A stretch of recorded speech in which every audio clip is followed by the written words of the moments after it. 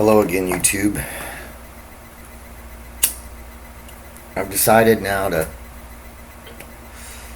talk.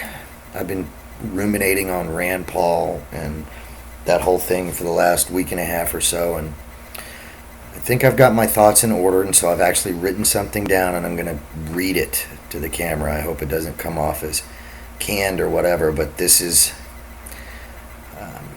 where my head ended up on this whole Rand Paul Romney thing, and so I'm going to share it with you and see what you think.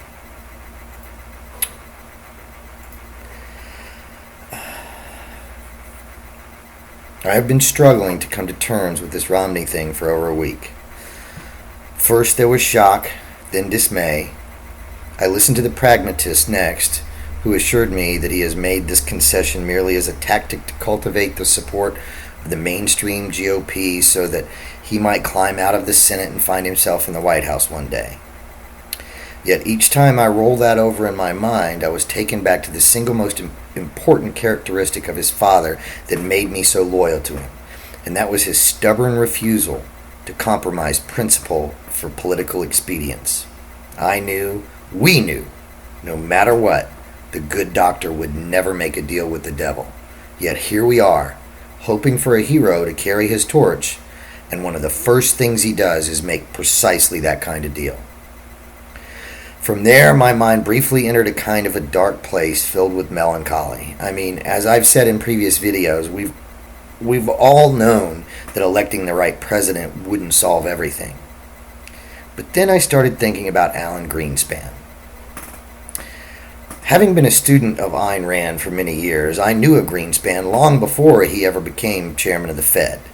He was part of her inner circle in the 40s and 50s. Whatever you might say about Ayn Rand, you cannot say that she would compromise her principles for anyone or anything. That's what confused me in the beginning when Greenspan accepted the post as the most powerful banker on earth, heading up the most corrupt institution in human history. How could one of Ayn Rand's chosen few have drifted so far from the principles that she stood for? How could he make a deal with the devil, so to speak? Well, there could only be one reason. From the late 80s through the present, I have kept this lingering hope that Greenspan had a secret agenda. As he ingratiated himself to the masters of the universe, he must, as a matter of character, have something more devious in mind. I read of his exploits, and it was perfect. He became the most powerful man in the world, and in doing so, he became the hero of the men whose fates he now held in his hands. What would a truly just and honorable man do with such power? He would give them enough rope to hang themselves. He would paint them into a corner so completely that nothing could save them. He would use their system against them and bring about a crash so horrific, so final, that the power would finally come back to the Republic and out of the hands of the monopolist just long enough to give us, the people, a chance to fix things. I may be an optimist, or even a fanciful dreamer, but somewhere deep inside, I hope that my suspicions are true.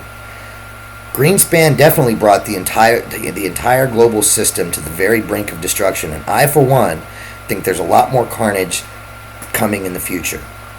Did this genius protege of Ayn Rand do this all by accident, or was this his plan all along? In the end, I will always think Greenspan did it on purpose, and we all better hope and pray that Rand Paul is rolling over the same kind of devious schemes in his head as he's kissing Romney's ring. Time will tell. For now, my vote is silent, but my voice is not.